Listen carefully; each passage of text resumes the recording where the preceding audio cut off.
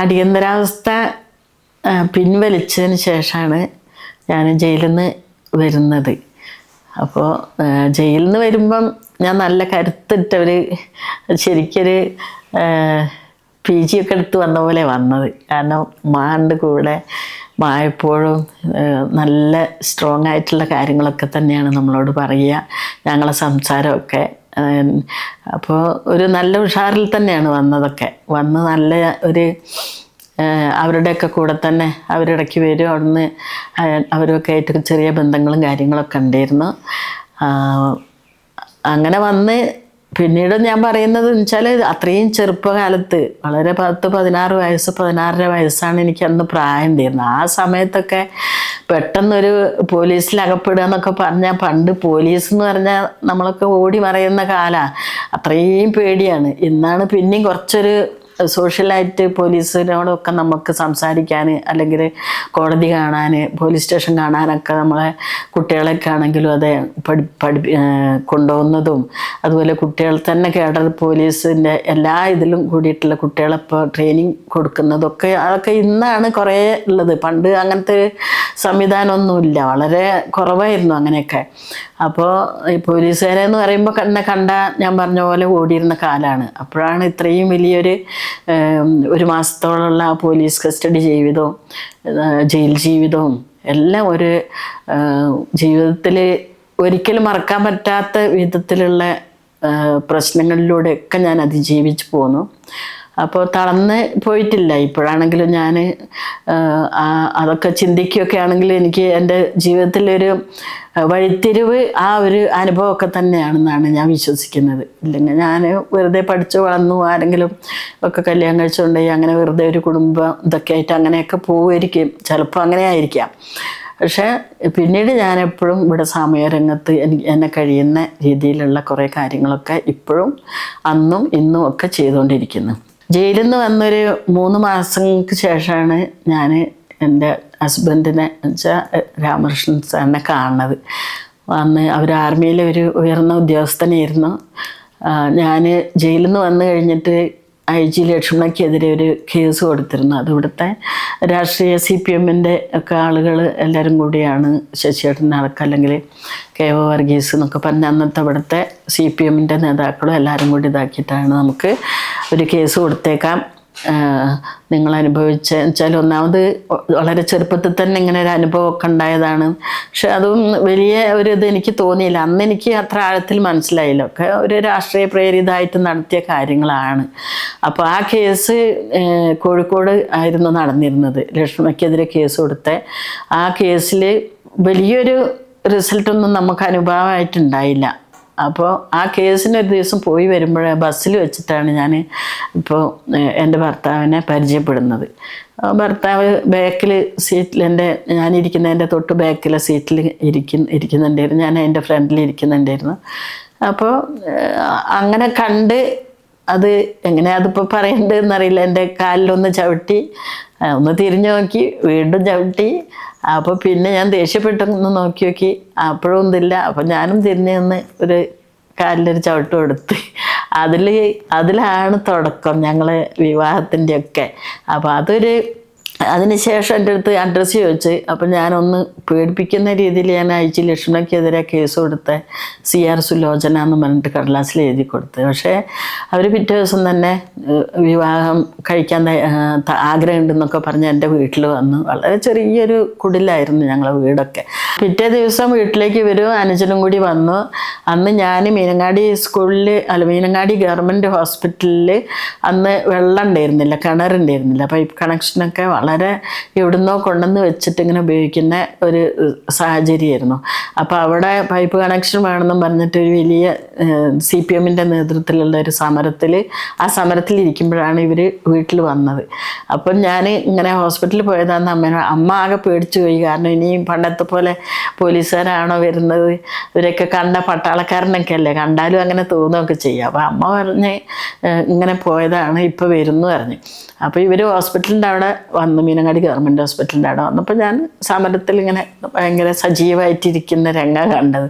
അങ്ങനെ സമരം കഴിഞ്ഞ് വരുമ്പോൾ തിരിച്ചു വരുമ്പോൾ ഇങ്ങനെ എന്നോട് ചോദിച്ചു, ഇങ്ങനെ വിവാഹം കഴിക്കാൻ തയ്യാറാണ്, ആഗ്രഹമുണ്ട്, അതുകൊണ്ട് നിങ്ങളെ വീട്ടിൽ പോയിരുന്നു കണ്ടില്ല എന്ന്. അപ്പോൾ ഞാൻ അവോയ്ഡ് ചെയ്ത്, ഞാൻ അങ്ങനെ ഒരു കല്യാണത്തെ പറ്റി സ്വപ്നം പോലും കണ്ടിട്ടില്ല. അപ്പോൾ അന്ന് എനിക്ക് 18 വയസ്സ് കഴിയുന്നേ ഉള്ളൂ, ജയിലിൽ നിന്ന് വന്നു കഴിഞ്ഞിട്ടുള്ള സമയമാണ്. അങ്ങനെ ഇവർ പല പ്രാവശ്യം ഇങ്ങനെ വന്ന് ഇങ്ങനെ ഭയങ്കരമായിട്ട് ഇതിങ്ങനെ ചോദിച്ചുകൊണ്ടിരുന്നപ്പോൾ ഒരു ദിവസം ഞാൻ പറഞ്ഞു, ശരി ഞാൻ നിങ്ങളെ വീട്ടിൽ വന്നൊന്ന് അന്വേഷിക്കട്ടെ, നിങ്ങൾ ആരാ എന്താണെന്ന് എനിക്കറിയില്ല, പിന്നെ എൻ്റെ അവസ്ഥയൊന്നും നിങ്ങളെ വീട്ടുകാരെ എനിക്ക് അറിയിക്കാൻ വേണം, അപ്പോൾ ഞാൻ നിങ്ങളെ വീട്ടിൽ അന്വേഷിക്കട്ടെ എന്ന് പറഞ്ഞു.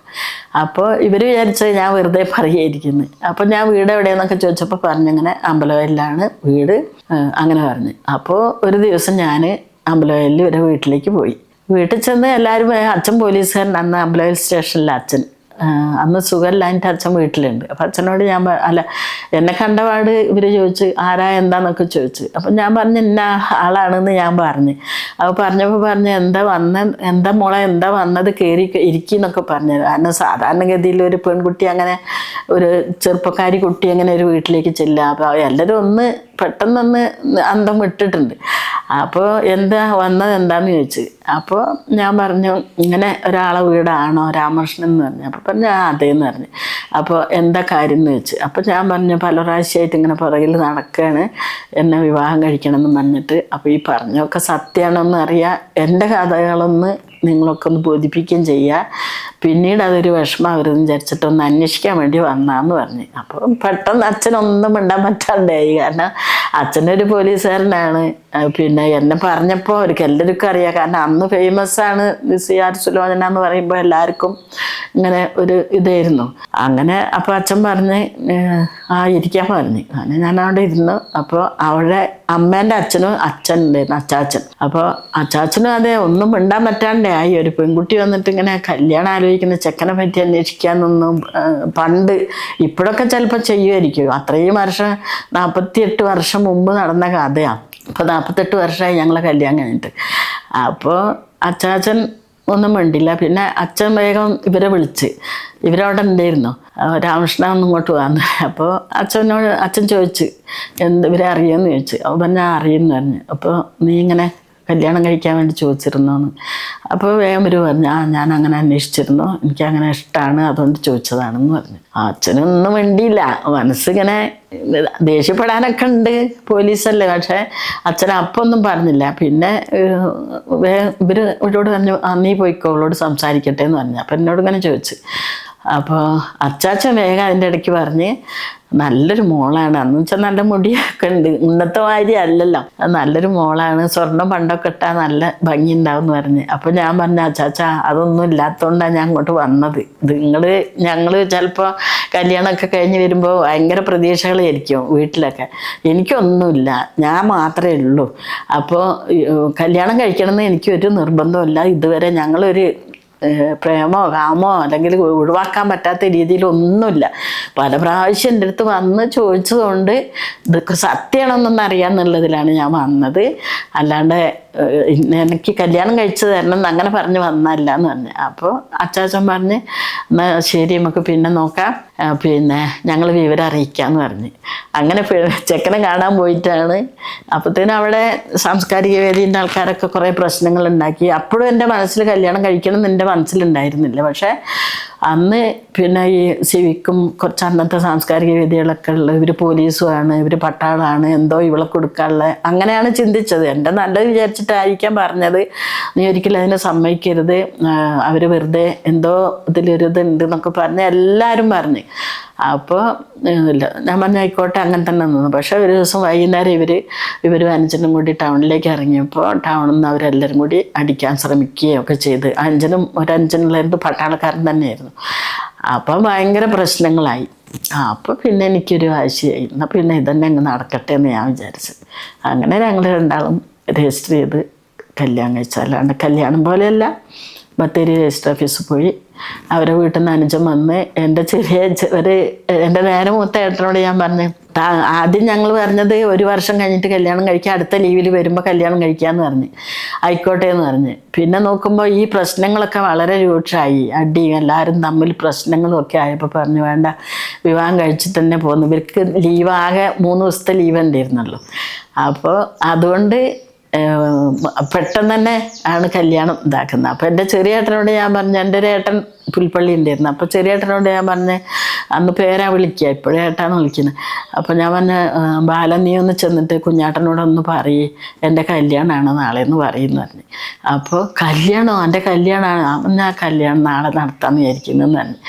ഏട്ടൻ എന്നിട്ട് പോയിട്ടാണ് എൻ്റെ വലിയ ഏട്ടനോട് ചെന്ന് പറയുന്നത്, ഇങ്ങനെ ഇവിടെ കല്യാണമാണ് നാളെ, ഏട്ടനോട് വരാം. ഏട്ടനും ആകെ ഞെട്ടി. അപ്പോൾ ഏട്ടൻ അപ്പം തന്നെ അത് കേട്ട പാട് വന്ന്, ആരാ എന്താ, ഞാൻ വന്നിങ്ങനെയാണ്, ഒരു കുഴപ്പമില്ല, നല്ല ടീം തന്നെയാണ്, കുഴപ്പമൊന്നുമില്ല, അതുകൊണ്ട് എന്തായാലും മറ്റൊരു സാക്ഷി ഒപ്പിടാൻ ആൾ വേണം.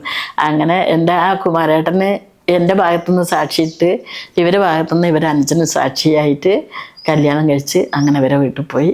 3-ാം ദിവസം ഇവർ ആർമിയിലേക്ക് ഇവരെ ജോലിയായിട്ട് പോയി. അങ്ങനെയാണ് കല്യാണം കഴിഞ്ഞത്. 1977 ഒക്ടോബർ 27-ാം തീയതി. അത് ഞാൻ നേരത്തെ ഒന്ന് സൂചിപ്പിച്ചു. കാരണം അടിയന്തരാവസ്ഥ കാലം എന്ന് പറഞ്ഞാൽ അന്ന് ഇവിടുത്തെ പത്ര, മീഡിയ കാര്യങ്ങൾക്കും എല്ലാം വിലക്കായിരുന്നു. ഒന്നും ശരിയായ രീതിയിൽ പബ്ലിഷ് ചെയ്യാൻ പാടില്ലായിരുന്നു. ഒന്നും പുറം ലോകം അറിയാതെ അറിയിപ്പിക്കാണ്ടിരുന്നിട്ടുള്ള ഒരു കാലമാണ്. അതിന് പോലും ഒന്നിനുള്ള സ്വാതന്ത്ര്യം, പത്രത്തിന് വിലക്കൾ ഉണ്ടാവുക എന്ന് പറഞ്ഞാൽ നമ്മളെ സമൂഹത്തിൽ നമുക്ക് അറിയുന്നതല്ല. അപ്പോൾ അങ്ങനെ ഒരു കാലഘട്ടമായിരുന്നു.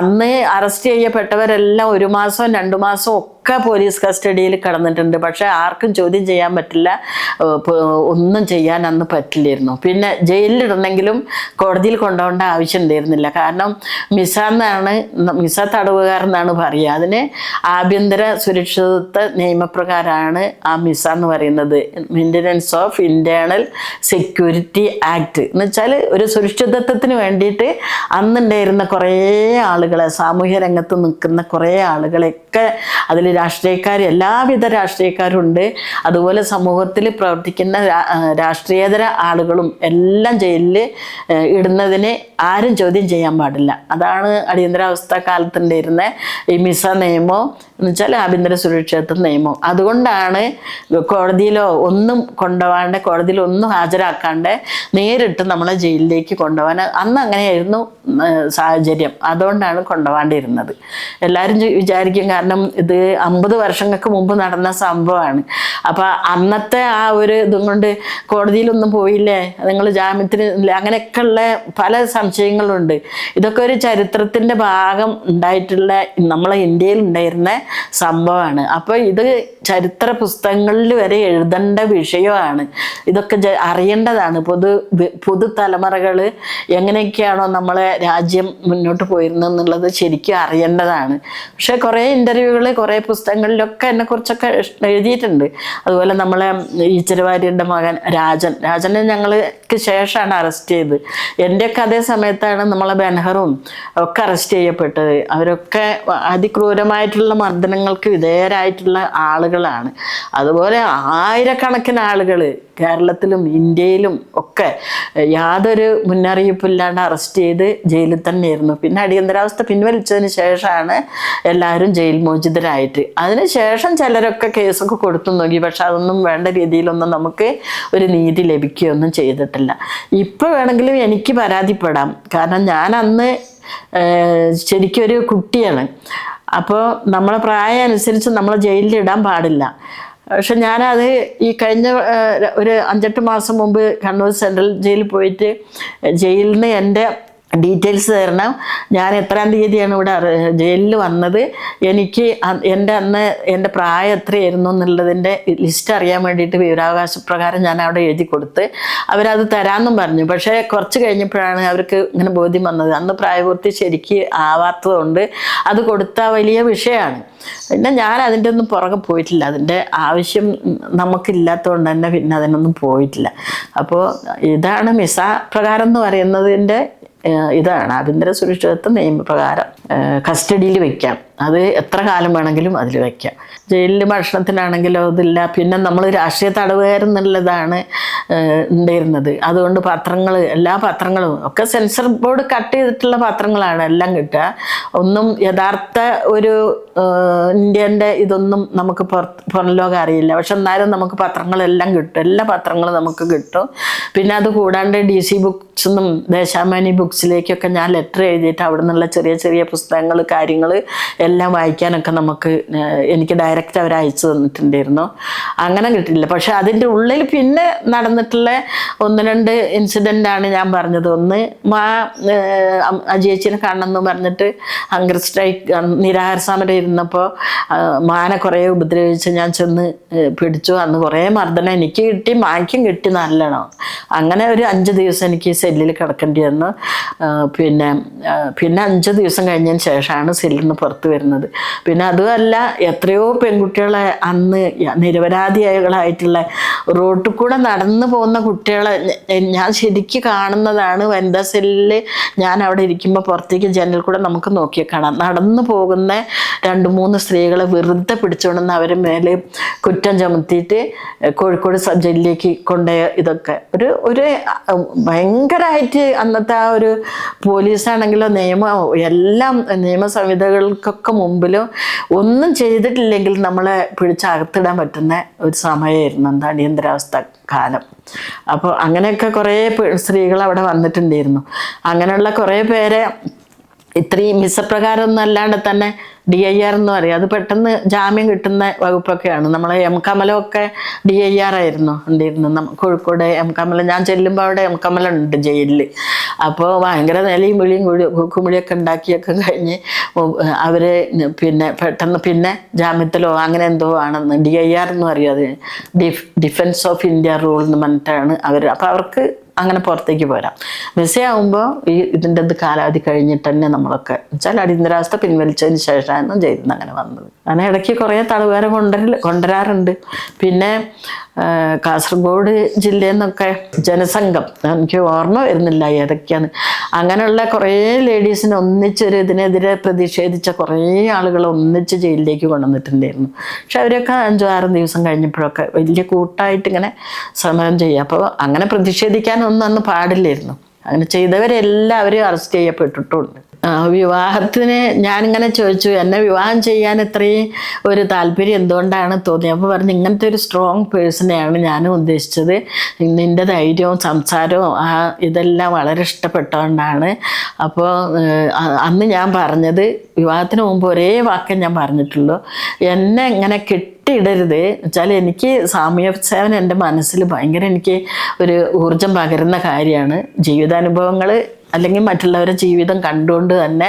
അപ്പോൾ അങ്ങനെയുള്ള പ്രവർത്തനങ്ങൾക്ക് എന്നെ ഒരിക്കലും ഒരു തടയണ ഇടരുത്, വേറെ ഒരു റിക്വസ്റ്റ് എനിക്കില്ലാന്ന് അന്ന് കിഷാണ് അങ്ങനെ സമ്മതിച്ച്. ഇന്ന് ഈ നിമിഷം വരെ ഒരു കാര്യത്തിനും എന്നെ തടസ്സം നിന്നിട്ടില്ല. എനിക്ക് വേണ്ട മോട്ടിവേഷൻ അല്ലാതെ, ഇപ്പോൾ സുഖമില്ലാത്തതുകൊണ്ടാണ്, അല്ലേ എന്തെങ്കിലും ഒരു പ്രോഗ്രാമിലൊക്കെ ഞാൻ പോവുകയാണെങ്കിലും അതിൻ്റെ പറയേണ്ട കുറേ ആശയങ്ങൾ, നല്ല വേർഡുകളെല്ലാം എനിക്ക് പറഞ്ഞു തരുമായിരുന്നു. അത്രയും നല്ലോണം എനിക്ക് സപ്പോർട്ടായിരുന്നു വിവാഹശേഷം. അപ്പോൾ പിന്നെ ഞാൻ കല്യാണം കഴിഞ്ഞ് ഇവിടുന്ന് അവരുടെ കൂടെ തന്നെ പോയി. ആദ്യം മദ്രാസിൽ കുറച്ച് കാലം നിന്നു, പിന്നെ കൽക്കത്തയിൽ 4.5 വർഷത്തോളം നിന്നു, ആസാമിൽ 2 വർഷത്തോളം ആസാമിൽ നിന്നു. ലാസ്റ്റ് ഉദംപൂർ എന്ന് പറഞ്ഞ സ്ഥലത്തേക്ക് കിഷാണിന് ട്രാൻസ്ഫർ വാങ്ങിയപ്പോൾ അവിടുന്ന് തന്നെ പിന്നെ വളണ്ടറി ആയിട്ട് എഴുതി കൊടുത്തിട്ട് കിഷാണിൻ്റെ വീട്ടിൽ വന്നപ്പോൾ ലാസ്റ്റ് ഇത് കിട്ടിയത് ഊട്ടിയിലാണ്. ഊട്ടിയിലും കുറച്ച് പോയി. അതെല്ലാം കഴിഞ്ഞ് വരുമ്പോൾ പിന്നെ വയനാട്ടിൽ തന്നെയാണ് ഞങ്ങൾ അന്ന് മീനങ്ങാടിയിൽ സെറ്റ് ചെയ്തു. മീനങ്ങാടി സെറ്റ് എല്ലാം എൻ്റെ പഴയ സുഹൃത്തുക്കളാണ്, ഞാൻ എൻ്റെ പ്രവർത്തനവും കാര്യങ്ങളൊക്കെ അറിയുന്നവരാണ്. അപ്പോഴും ഒരു സ്പേസ് ഇല്ലായിരുന്നു, എങ്ങനെ ഇറങ്ങണം, ഒറ്റയ്ക്ക് നിന്ന് രാഷ്ട്രീയ പാർട്ടിയിലൊന്നും അങ്ങനെ കയറാനും എനിക്കൊരു താല്പര്യമല്ല. ഒറ്റയ്ക്കാകുമ്പോൾ കുറച്ചും കൂടി നമുക്കൊരു പ്രവർത്തിക്കാനൊരു സ്വാതന്ത്ര്യം ഉണ്ടാവും എന്നുള്ള എൻ്റെ മനസ്സിൽ കൂടെ പോയി. അപ്പോഴാണ് വയനാട്ടിൽ വോയിസ് എന്ന് പറഞ്ഞിട്ടൊരു സന്നദ്ധ സംഘടന ഉണ്ടായിരുന്നു. ആ സംഘടന അയൽക്കൂട്ടങ്ങളും കാര്യങ്ങളൊക്കെ ഉണ്ടാക്കുകയും അങ്ങനെയൊക്കെ ചെയ്തിട്ടുണ്ടായിരുന്നു. അപ്പോൾ അതിൽ എൻ്റെ വീട്ടിലൊരു ദിവസം ഇങ്ങനെ വന്നു, ഇങ്ങനെ നിങ്ങൾക്ക് താല്പര്യമുണ്ടോ അങ്ങനെ ഒരു ഫീൽഡിൽ ലേഡീസൊക്കെ സംഘടിപ്പിക്കുക, അവരെ ഗ്രൂപ്പ് ഉണ്ടാക്കുക, അവർക്ക് സ്വയം തൊഴിൽ സംരംഭങ്ങൾ പഠിപ്പിക്കുക, അങ്ങനെയൊക്കെ. അപ്പോൾ അതെനിക്കൊരു ഭയങ്കര സന്തോഷം തോന്നി. കാരണം കുറേ ആളുകളെ പരിചയപ്പെടാനും അവരെ എൻ്റെ കൂടെ നിർത്താനും പഠിക്കാനും ഒരു സ്ത്രീകളുടെ ഒരു കൂട്ടായ്മ ഉണ്ടാക്കാനും എന്നൊക്കെ അറിഞ്ഞപ്പോൾ അങ്ങനെ ഞാൻ അതിന് സമ്മതിച്ചു. അങ്ങനെ അവിടെ പോയി ഒരു 2000 പോയി 2004 5 വലിയൊരു സ്ത്രീ കൂട്ടായ്മ വയനാട്ടിലുണ്ടാക്കി. അന്ന് 97 ഇത് സ്റ്റാർട്ട് ചെയ്യുന്നത്. ആ 97 മുതലേ അയൽക്കൂട്ടങ്ങളൊക്കെ ഉണ്ടാക്കിയപ്പോൾ കുറേ നല്ല നല്ല സ്ത്രീകൾ എൻ്റെ കൂടെ ആയി. ആ ഒരു കൂട്ടായ്മ വിമൻസ് വോയിസ് എന്ന് പറഞ്ഞിട്ട് 5 പഞ്ചായത്തുകളുടെ ഒരു ഫെഡറേഷൻ ഉണ്ടാക്കി. എന്നിട്ട് വിമൻസ് വോയിസ് എന്ന് പറഞ്ഞ് ജില്ലാ തലത്തിൽ രജിസ്ട്രേഷൻ ചെയ്തു. ആ ഓർഗനൈസേഷനിലാണ് പിന്നീട് ഞാൻ സാമൂഹ്യ രംഗത്തേക്ക് വരുന്നത്.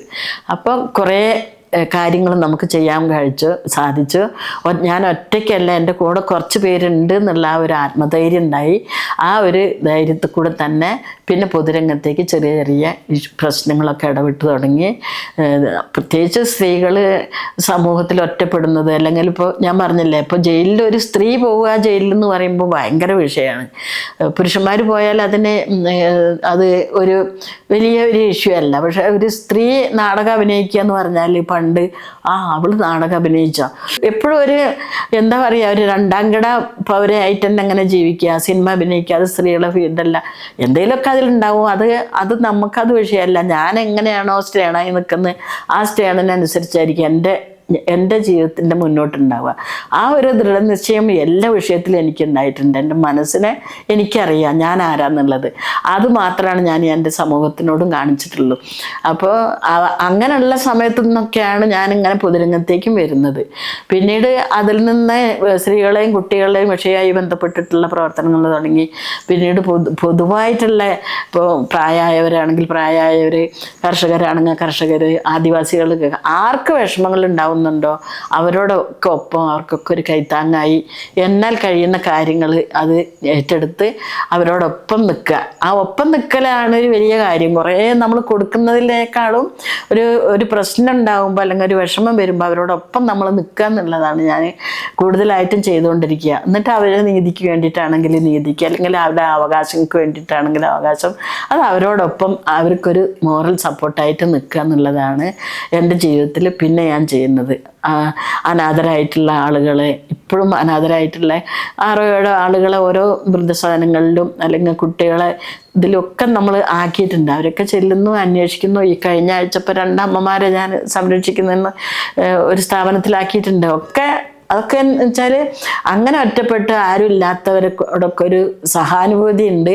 അവരെ വേദനയിൽ അവരോടൊപ്പം കരയാൻ പോവാണ്ട് അവരെ ഉയർത്തെഴുന്നേൽപ്പിച്ചൊരു നല്ല ജീവിതം, നല്ല ചിന്ത, ഒരിത്തിരി സന്തോഷിപ്പിക്കുക, അവരോട് ചിരിക്കുക, അങ്ങനെയൊക്കെ ഉള്ളൊരു ഇതിപ്പോൾ ചെയ്തുകൊണ്ടിരിക്കുന്നുണ്ട്. അപ്പോൾ ഈ വോയിസ് എന്ന് പറഞ്ഞ സംഘടനയ്ക്ക് ഒരു പ്രോജക്റ്റ് ഉണ്ടായിരുന്നു. ഒരു അന്തേരി ഇൽഫെ ബോൺ എന്ന് പറഞ്ഞൊരു ജർമ്മൻ ടീം. അതിൽ ഒരു women right protection and promotion in the state of Kerala എന്ന് പറഞ്ഞൊരു പ്രോജക്റ്റ് ഉണ്ടായിരുന്നു. അപ്പോൾ അതിൻ്റെ സ്റ്റേറ്റ് കോർഡിനേറ്റർ ആയിരുന്നു ഞാൻ. അതുകൊണ്ട് എന്താണെന്ന് വെച്ചാൽ 14 ജില്ലകളിലും ഇപ്പോഴും ചെറിയ ചെറിയ ഗ്രൂപ്പുകൾ ഞാൻ തന്നെ ഒരു വിമൻ ഫെഡറേഷൻ എന്ന് പറഞ്ഞിട്ട് നമ്മൾ രൂപീകരിച്ചിട്ടുണ്ട്. ഇപ്പോഴും അവർ പ്രോഗ്രാം നടത്തുമ്പോൾ എന്നെ വിളിക്കാറുണ്ട്. അവരും ചെയ്യുന്നത് സമൂഹത്തിൽ എങ്ങനെ ഒറ്റപ്പെടുന്നവർ, അതുപോലെ എന്തെങ്കിലും കാര്യങ്ങൾ അവകാശ പോരാട്ടങ്ങൾക്കൊക്കെ വേണ്ടി പ്രവർത്തിക്കുന്ന ടീമുകളാണ്. അപ്പോൾ അതുകൊണ്ട് ഇന്നും ആ സാമൂഹ്യ രംഗത്ത് തന്നെ തെരഞ്ഞു നിൽക്കുന്നുണ്ട്. 2018 നമ്മൾ 19 ഫ്ലഡ് സമയത്ത് മുഴുവൻ സമയവും അവരോടൊപ്പം ക്യാമ്പുകളിൽ, അതുപോലെ തന്നെ നമ്മളെ പുത്തുമലയിൽ, കുറിച്യാർ മലയിൽ ആ പ്രദേശത്തുള്ള ആളുകളെയൊക്കെ ഒരു കൗൺസിലിങ്ങിലൂടെ അല്ലെങ്കിൽ സംസാരത്തിലൂടെ അവരുടെ വന്നിട്ടുണ്ടായിരുന്ന ആ വലിയ പ്രളയത്തെക്കാളും വലിയ മനസ്സാണ് അവർക്കുണ്ടായിരുന്നത്. പേടിച്ചരണ്ട് എല്ലാം നഷ്ടപ്പെട്ടത്. അപ്പോൾ അവരോടൊക്കെ ഒപ്പം നിന്ന് അവർക്ക് കുറച്ച് അവരെ ആശ്വസിപ്പിച്ച് അവർക്ക് പറ്റുന്ന കാര്യങ്ങൾ ആർക്കുണ്ടെങ്കിലൊക്കെ സ്പോൺസർ ചെയ്യിച്ച് നമ്മൾ കൊടുത്ത് അങ്ങനെയൊക്കെ അവരോടൊപ്പം നിന്ന് പ്രവർത്തിച്ച ആളാണ്. അതേപോലെ നമ്മൾ ഇപ്പോഴത്തെ പുത്തുമല മുണ്ടക്കൈ പ്രശ്നങ്ങൾ വന്നു. ശാരീരികമായിട്ട് പണ്ടത്തെ പോലെ ഓടാനൊന്നും ഇപ്പോൾ വയ്യ. പക്ഷെ എന്നാലും അവർ ഭയങ്കര സ്പിരിറ്റ് ആയിരുന്നു. അവരോടൊപ്പം നിന്ന് അവർക്ക് വേണ്ട ഇതേപോലെ തന്നെ ഹോസ്പിറ്റലുകളിൽ ചെന്ന് അവരെ ശുശ്രൂഷിക്കുക, ബൈസ്റ്റാൻഡർ ഇല്ലാത്തവരെ പോവുക, അവരെ ഒന്നും തലോടുക, അതേപോലെ ക്യാമ്പുകളിൽ ചെല്ലുക, അവരെ ഒന്ന് ആശ്വസിപ്പിക്കുക. അതൊക്കെ ടി വിയിലൊക്കെ നിങ്ങളൊക്കെ കണ്ടിട്ടുണ്ടാവുമായിരിക്കും. 24 ഉണ്ടായിരുന്നു. ഒരു സ്ത്രീ വന്ന് നെഞ്ചത്ത് വീണങ്ങ് കരഞ്ഞ്, ഞാനും വീണ്, അങ്ങനെയൊക്കെ ഒരനുഭവം. അപ്പോൾ എപ്പോഴും അർഹതപ്പെട്ട് അല്ലെങ്കിൽ വിഷമങ്ങൾ അനുഭവിക്കുന്ന ആളുകളെ കൂടെ നിൽക്കണമെന്ന് അവരെ സഹായിക്കണം എന്നുള്ള ഒരു മനസ്സാണ് എനിക്കുള്ളത്. അതേപോലെ അതിൻ്റെയൊക്കെ പ്രതിഫലമായിട്ട് വെച്ചാൽ ഞാനൊരിക്കലും എനിക്കൊരു അംഗീകാരം കിട്ടണമെന്നോ അല്ലെങ്കിൽ ഒരു അവാർഡ് കിട്ടണമെന്നോ അങ്ങനെയൊന്നും ആഗ്രഹിച്ചിട്ടുള്ള വ്യക്തിയല്ല. കാരണം ഞാൻ അത്ര തീ കൂടെ ഞാൻ വളർന്നു വന്ന ആളാണ്. എനിക്കതിൻ്റെ ആവശ്യമില്ല. പക്ഷെ പല അംഗീകാരങ്ങളും എന്നെ തേടിയെത്തിയിട്ടുണ്ട്. ആദ്യമായിട്ട് മാതൃരത്ന അവാർഡ് ഞാൻ ഒരിക്കലും പ്രതീക്ഷിച്ചിട്ടില്ല. ഒരു മാഹിയിൽ വെച്ചിട്ടാണ് എനിക്ക് തന്നത്. അങ്ങനെ അവാർഡുകൾ ഇതാ നിങ്ങൾ കണ്ടാൽ അറിയാം, ഇഷ്ടം പോലെ ഓരോരുത്തർ എന്നെ ഇങ്ങനെ. അത് നമുക്ക് അംഗീകാരത്തിന് വേണ്ടി നമ്മൾ ചെയ്തിട്ടില്ലെങ്കിലും ഇതൊക്കെ നമ്മുടെ ജീവിതത്തിൽ ഇതിനെ ഒരു ഊർജം നമുക്ക് വീണ്ടും വീണ്ടും ചെയ്യാൻ നമുക്ക് കിട്ടും. അതൊരു ഇപ്പോൾ ഈ കഴിഞ്ഞ ഒരാഴ്ച മുഴുവനും ആദരിക്കൽ ചടങ്ങ് തന്നെയായിരുന്നു. കാരണം ഒരു മാനവസേവാ പുരസ്കാരം കിട്ടി. അതിനോടനുബന്ധിച്ച് വയനാട്ടിൽ എൻ്റെ സുഹൃത്തുക്കളായിട്ടുള്ള എല്ലാവരും ഓരോരോ സംഘടനക്കാൾ KCSL എന്ന് പറയും, എക്സറീസ് ലീഗിൻ്റെ ഇപ്പോൾ അവർ 2 പ്രാവശ്യം എന്നെ ആദരിച്ച്, മീഡിയ വൺ ആദരിച്ച്, ഇവിടുത്തെ വയനാട് പ്രസ് ക്ലബ്ബ് ആദരിച്ച്, 24 TV ചാനലിൻ്റെ അവരൊക്കെ ആദരിച്ച്. അപ്പോൾ ഇതൊന്നും ഒരു വലിയ കാര്യമല്ല, പ്രശ്നമാണ് നമ്മളെ മുമ്പിലുള്ള വലിയ വിഷയം. ഇന്നും മുണ്ടക്കൈ ചൂരൽമലയുള്ളവർ എല്ലാവരും എന്നെ അവരെ വിഷമങ്ങൾ എപ്പോഴും വിളിക്കുകയും പറയുകയൊക്കെ ചെയ്യുന്നുണ്ട്. ഒന്നും ഇപ്പോഴും ഒരു സഹായം അവർ യഥാർത്ഥ രീതിയിലേക്ക് ഇപ്പോഴും എത്തിയിട്ടില്ല. അതിൻ്റെ ഒരു കോർഡിനേഷൻ ഇപ്പോഴും ശരിക്കും നടന്നിട്ടില്ല. ഒരു രാഷ്ട്രീയക്കാരൊക്കെ ആണെങ്കിൽ നമ്മളൊക്കെ ചർച്ചയ്ക്ക് വിളിച്ചൊക്കെ സംസാരിക്കും. അപ്പോൾ ഒരു രാഷ്ട്രീയത്തിൻ്റെ ഇതിലൊന്നും നമ്മളില്ലാത്തതുകൊണ്ട് തന്നെ നമ്മളെയൊന്നും അങ്ങനെ ചർച്ച ചെയ്യും. നമ്മളെയൊക്കെ വിളിച്ചിട്ടുണ്ടെങ്കിൽ അതിൻ്റെ യഥാർത്ഥ രൂപം നമ്മൾ പറഞ്ഞു കൊടുക്കും. ഇങ്ങനെയാണ് എത്രയോ ആളുകൾ സ്പോൺസർ ചെയ്തിട്ടുണ്ട് സാധനങ്ങൾ. അതൊന്ന് ഏകോപിപ്പിച്ചിട്ടുണ്ടെങ്കിൽ ഇതിന് മുൻപേ അവരുടെ പുനരധിവാസമൊക്കെ തീരേണ്ടതാണ്. പക്ഷേ അത്തരം ഇതിലേക്കൊന്നും പോയിട്ടില്ല ഇതുവരെ. അപ്പോൾ അവരോട് അങ്ങനെയുള്ള ആളുകളോട് ഒപ്പം നമ്മൾ നിൽക്കുകയാണ്. പിന്നെ വൃദ്ധസദനങ്ങളുമായിട്ട് ബന്ധപ്പെട്ടിട്ട് പത്തനാപുരത്ത് ഗാന്ധി സദനം ഞാൻ ഇടയ്ക്ക് പോവുകയും അവിടുത്തെ അന്തേവാസികളോടൊപ്പമൊക്കെ 1-2 ദിവസം പോയി താമസിച്ച് നിൽക്കുന്നതാണ്. അതേപോലെ വയനാട്ടിലുള്ള വൃദ്ധസദനങ്ങളിൽ എല്ലാം ഞാൻ കൊണ്ടേയാക്കിയിട്ടുള്ള ആളുകളുണ്ട്. അവരെയൊക്കെ നമ്മൾ നോക്കുന്നുണ്ട്. അപ്പോൾ ഈ സീനിയർ സിറ്റിസൺ കോടതിയിൽ ഞാനൊരു 3-4 വർഷം ഉണ്ടായിരുന്നു കൺസിലിയേഷൻ ഓഫീസറായിട്ട്. അതിലൊക്കെ കിട്ടിയിട്ടുള്ള അനുഭവങ്ങൾ ഇപ്പോഴും നമ്മളെ അമ്മമാരും അല്ലെങ്കിൽ നമ്മളെ അച്ഛന്മാരൊക്കെ സ്വന്തം ഇതിനു വേണ്ടി ഒരിക്കലും ഒരു നിക്ഷേപം ഉണ്ടാക്കുന്നില്ല. ഇപ്പം ഞാൻ എല്ലാവരോടും പറയും, സ്വന്തമായിട്ട് ജീവിക്കണം. കുറച്ചൊക്കെ കുട്ടികളൊക്കെ പ്രായമാകുമ്പോൾ അവർക്ക് വേണ്ടിയിട്ടുള്ളത് നമ്മൾ അവരെ ഒരു സ്റ്റേജിൽ എത്തിക്കുന്നിടം വരെ നമ്മൾ കൂടെ നിൽക്കുകയും പിന്നീട് അവർക്കും അധ്വാനിക്കാനും ഉണ്ടാക്കാനുള്ള ആ ഒരു മനസ്സ് അവർക്കുണ്ടാവട്ടെ. നിങ്ങളൊക്കെ ഇങ്ങനെ 6 ഏക്കർ തൊടിയുള്ളവരൊക്കെയാണ് ഇപ്പോഴും കിടക്കുന്നത് ചില വൃദ്ധസാധനങ്ങളിൽ. എല്ലാം ഭാഗം വെച്ച് അവസാനം എല്ലാവരും നോക്കും അങ്ങോട്ടും തട്ടി ഇങ്ങോട്ടും തട്ടി. അപ്പോൾ അവരൊക്കെ ഒരു സമാധാനിപ്പിച്ച് അത്തരത്തിലൊന്നും അല്ല ഇനി നമ്മൾ ഉള്ള സമൂഹത്തിലേക്ക് വേണ്ടത്. നിങ്ങൾ നമുക്ക് വേണ്ടിയും കൂടി ജീവിക്കുക. നമ്മളെ ചിരിയും നമ്മളെ കളിയും നമ്മളെ തമാശകളും നമ്മളെ ഊർജവും നമ്മളെ കൂട്ടുകാരും നമ്മളെ സുഹൃത്തുക്കളും നമ്മളെ സഹപാഠികളും എല്ലാവരുടെ കൂടെയും നമ്മൾ പോകണം. എല്ലാവരുടെ കൂടെയും നമ്മൾ ജീവിക്കണം. ഇനിയുള്ള ജീവിതങ്ങളിൽ അത് നമുക്ക് ഭയങ്കര ഒരു മോട്ടിവേഷൻ ആയിരിക്കും. നമ്മളെ മനസ്സിനൊരു ഊർജ്ജം. ഇല്ലാണ്ട് നമ്മൾ ദുഃഖിച്ചിരുന്നാലൊക്കെ ഡിപ്രഷൻ പിടിച്ച് അവനവൻ്റെ വീട്ടിലിരിക്കും. നമുക്ക് ഒന്നിനും പറ്റാത്തൊരു സാഹചര്യത്തിലേക്ക് വരും. ഞാൻ സമൂഹത്തിനോട് പറയുന്ന ഒരു വലിയ മെസ്സേജ് അതാണ്. കിട്ടുന്ന അവസരം 5 മിനിറ്റ്. ഞാനിപ്പോൾ കിഷാനെ ആണെങ്കിലും ഒരു പല ആഗ്രഹങ്ങൾ ജീവിതത്തിൽ ബാക്കിയുണ്ടായിരുന്നു. ആ ആഗ്രഹങ്ങളൊക്കെ ഇപ്പം ഞാൻ നിറവേറ്റി കൊടുക്കുക. ദുബായി പോകാൻ വേണ്ടി 25 വർഷമായിട്ട് പാസ്പോർട്ട് എടുത്ത് വെച്ചിട്ടുണ്ട്. പോകാൻ കഴിഞ്ഞിട്ടില്ല. ഞാൻ പറഞ്ഞു ഒരു ദിവസം ഓരോന്ന് തപ്പിയപ്പോൾ ഈ പാസ്പോർട്ട് കിട്ടിയപ്പോൾ അയ്യോ ഇതിൻ്റെ റിന്യൂവലൊക്കെ കഴിഞ്ഞ്. അപ്പോൾ എന്നോട് പറഞ്ഞു അതിനി വലിച്ചെറിഞ്ഞേക്ക്, അതിൻ്റെ ആവശ്യം ഇനിയില്ലാന്ന്. ഞാൻ ചോദിച്ചു നിങ്ങൾക്ക് ദുബായി പോകണോ? അപ്പോൾ പറഞ്ഞു ഇനിയിപ്പോൾ അതൊന്നും സ്വപ്നം കണ്ടിട്ട് കാര്യമില്ലാന്ന്. പക്ഷെ ഞാൻ 2 ആഴ്ചയും കൊണ്ട് എമർജൻസി ആയിട്ട് പാസ്പോർട്ട് എടുത്ത് ഞാൻ ദുബായി കൊണ്ടുപോയി 10 ദിവസം ദുബായിൽ എല്ലാ സ്ഥലം കാണിച്ചു കൊടുത്ത്. ഇപ്പോഴും ഞങ്ങൾക്ക് തോന്നി അന്ന് രാവിലെ ഞങ്ങളൊരു ഓട്ടോ വിളിച്ചു വയനാട്ടിൽ എവിടെ പോകണമെങ്കിലും ഞാൻ വെറുതെ കൊണ്ടുപോയി കറക്കി അത് കാണണോ ഇത് കാണണോ മറ്റേ കാണണം. നമുക്ക് ഇനി എവിടെയാണ് അവസരമുള്ളത്? അപ്പം നമുക്ക് വേണ്ടി നമ്മൾ ജീവിക്കുക. അങ്ങനെ തന്നെ ഇപ്പോഴും അവരെ കൊണ്ടുപോയി ഞാൻ നടക്കുന്നത്. കാരണം ഞങ്ങളെ ജീവിതത്തിൽ അത്രമാത്രം ഞാൻ കാരണം കുറേ വിഷമങ്ങൾ കിഷാണ് അനുഭവിച്ചിട്ടുണ്ട്. കാരണം പലരും ഇങ്ങനെ ഇപ്പോഴും ഇങ്ങനെ സാമൂഹ്യ സേവനം എന്ത് കല്യാണം കുട്ടികൾ മക്കൾ കിഷാണ് പറഞ്ഞിട്ടുണ്ട്. ഇല്ല അവളാണ് ശരി, എനിക്കത് മാത്രം മതി, എൻ്റെ ഭർത്താവും എൻ്റെ മക്കളും. അറ്റാക്ക് ചെയ്ത് പെട്ടെന്ന് അറ്റാക്ക് വന്നു.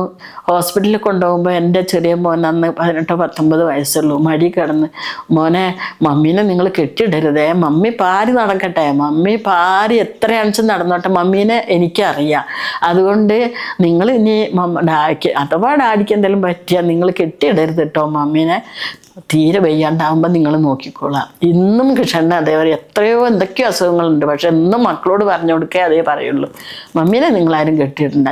എൻ്റെ ഈ ഊർജം അത് തന്നെയാണ്, എൻ്റെ ഭർത്താവ് തന്നെയാണ്. എല്ലാവരും പറയും ഇവള് വലിയ സ്ത്രീകൾക്ക് വേണ്ടിയാണോ. ഞാനൊരു ഫെമിനിസ്റ്റൊന്നുമല്ല. ഞാൻ പുരുഷനും സ്ത്രീയും ആൺകുട്ടികളും പെൺകുട്ടികളും ഒക്കെ സമൂഹത്തിൻ്റെ ഭാഗമാണ്. എല്ലാവരും ഒരേപോലെ ജീവിക്കണം, എല്ലാവരും മനുഷ്യരാണ്. ആ ഒരു രീതിയിൽ മാത്രമല്ല, ഒരു ടീം മാത്രമായിട്ട് മാറി നിന്ന് അങ്ങനെ പ്രവർത്തിക്കണം എന്നൊന്നുമില്ല. പക്ഷെ തുല്യത വേണം സമൂഹത്തിൽ എല്ലാ കാര്യങ്ങളിലും. ത്രിതല പഞ്ചായത്തിൽ വന്ന പോലെ തന്നെ നമുക്ക് പാർലമെൻറ്റിലും രാജ്യസഭയിലും എല്ലാ ആൾക്കും സ്ത്രീകൾക്ക് തുല്യ അവകാശത്തിൽ കിട്ടണം. കാരണം ഇത് സ്ത്രീകൾക്ക് കഴിവില്ലാത്തതുകൊണ്ടല്ല, മറ്റുള്ളവരെ പദവികൾ കുറേ കുറയും. ഇപ്പോൾ 50% നിയമസഭ ഇതിലുമൊക്കെ വരികയാണെങ്കിൽ അപ്പോൾ 50% പുരുഷന്മാർ ഇതുകൊണ്ട് തന്നെ ഉപജീവനം നടത്തുന്ന രാഷ്ട്രീയക്കാർ. മൊത്തം രാഷ്ട്രീയത്തിൽ ആരെ വിശ്വസിക്കണം, ആരെ കൂടെ നിൽക്കണം എന്നുള്ളത് അറിയാത്ത ഭൂരിഭാഗം ജനങ്ങൾ ഇന്ന് സമൂഹത്തിലുണ്ട്. അപ്പോൾ അതുകൊണ്ട് ആ രീതിയിലുള്ള തുല്യത വേണം. അല്ലാണ്ട് എല്ലാ പുരുഷന്മാരും ശത്രുക്കളാണെന്നുള്ള അങ്ങനെ ഒരു ഇതിലുള്ള കാഴ്ചപ്പാടോ പുരുഷനായതുകൊണ്ടില്ല. കാരണം എൻ്റെ എല്ലാ അവകാശങ്ങളും എൻ്റെ എല്ലാ പ്രവർത്തനങ്ങൾക്കും സപ്പോർട്ട് ചെയ്യുന്നത് എൻ്റെ മക്കളും എൻ്റെ ഭർത്താവും തന്നെയാണ്. അത് എൻ്റെ കുറേ നല്ല സുഹൃത്തുക്കളുണ്ട്. ഇപ്പോൾ ഞങ്ങളെ സഹപാഠി കൂട്ടായ്മ ഉണ്ട്. സഹപാഠികൾക്കൊക്കെ വെച്ചാൽ നല്ല കുറേ ആളുകളുണ്ട്, 10-60 ആളുകൾ നന്നായി ചിന്തിക്കുക, എന്നെ പോലെയൊക്കെ ചിന്തിക്കുന്ന. അന്ന് എന്നെ നീ സമരം, ഞാൻ ഒരു പ്രാവശ്യം ഞങ്ങൾ 3 ആൾ കൂടി ഞങ്ങളെ HM-നെ പൂട്ടിയിട്ട്, പണ്ട് എത്ര വർഷങ്ങൾക്ക് മുമ്പ് SLC പൂട്ടിയിട്ട് പോലീസ് വന്ന്, അപ്പോൾ അന്ന് ഞങ്ങൾ പറഞ്ഞു പെണ്ണുങ്ങളെ കൊണ്ടുപോവാ പോലീസ്, അങ്ങനെയല്ലേ നമ്മൾ അറിയാം, എന്നിട്ട് ഞങ്ങളെ കൊണ്ടുപോകുന്നൊക്കെ പറഞ്ഞ അന്നത്തെ കാലത്ത്. അപ്പോൾ ആ ഒരു ജീവിതം ഇന്നും ഞാൻ ഈ സാമൂഹ്യ രംഗത്ത് തന്നെ പിടിച്ചു നിൽക്കുന്നത് കുടുംബത്തിൻ്റെ ആ ഒരു വലിയ സപ്പോർട്ടാണ്. മറ്റുള്ളവരെ ആരെയും നമ്മൾ നോക്കല്ല, പക്ഷേ മറ്റുള്ളവർക്ക് ഉപദ്രവമുള്ള ഒരു കാര്യം ഇതുവരെ ചെയ്തിട്ടില്ല. എല്ലാവരോടും വളരെയധികം ബഹുമാനത്തോട്, അതിപ്പോൾ BJP ആണോ കോൺഗ്രസ് ആണോ CPM ആണെന്നല്ല, എനിക്ക് എല്ലാവരും എൻ്റെ സുഹൃത്തുക്കളാണ്. എന്ത് കാര്യങ്ങൾ വന്നിട്ടുണ്ടെങ്കിൽ അവരോടൊക്കെ ഞാൻ പറയും. അത് എല്ലാവർക്കും അറിയാം, ഇവിടുത്തെ രാഷ്ട്രീയക്കാർക്ക് മൊത്തം അറിയാം. അപ്പോൾ സാമൂഹ്യ രംഗത്ത് നിൽക്കുന്നവരൊക്കെ എൻ്റെ സുഹൃത്തുക്കളാണ്. പറ്റുന്ന കാര്യങ്ങൾ യോജിച്ച് ചെയ്യും. ചില ആശയങ്ങളോട് എനിക്ക് യോജിക്കാൻ പറ്റില്ലെങ്കിൽ അവരുമായിട്ടുള്ള ആ ഒരു വിഷയം സംസാരിക്കുകയല്ല, അല്ലെങ്കിൽ എൻ്റെ പ്രതിഷേധം അറിയിക്കും. അത്രയാണ്. സുഹൃത്തുക്കളെ, ചേച്ചിക്ക് ഇനിയും ഒരുപാട് കാര്യങ്ങളെക്കുറിച്ച് പറയാനുണ്ട്. അതൊക്കെ നമുക്ക് അടുത്തൊരു വീഡിയോയിൽ പറയാം. ഇപ്പം ഇവിടെ പറയുന്നു. നന്ദി, നമസ്കാരം.